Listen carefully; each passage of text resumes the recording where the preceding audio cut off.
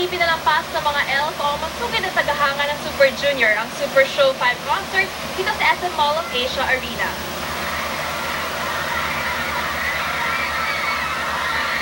Pasado alas 11:30 kanina nang dumating ang Super Junior. Mainit silang sinalubong ng fans.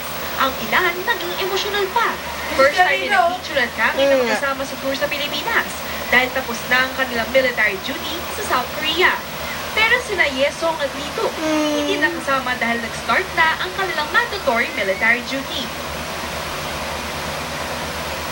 Sa pagtausa ng concert, maaga pa lang mahaba na ang pila ng mga Elfo Everlasting Friends. Tawag sa mga avid fan ng K-pop superstars na Super Junior.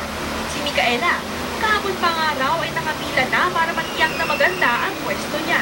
Bit-bit ang mga posters. Mapapansin na nakasuot kulay asul ang fans na isa raw sa mga tatak ng pagiging elf. Ang ilan may pakulo pa.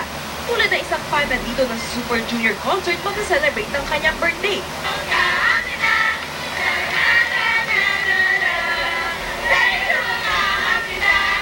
Ang isang fan na ito may dala ring cake.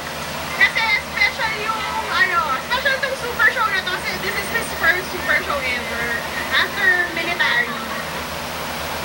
Hindi pa huli si Jasmine Togonon. Ang kanyang Super Junior collection tulad ng album at posters hanggang sa mga damit at iba pang memorabilia. Halos kalahating ₱1,000,000 na raw ang halaga. Dream come true raw sa kanya na mapanood ang mga idolo on stage dito sa bansa. May usapan po kasi kami ng father ko kung good grades, go ako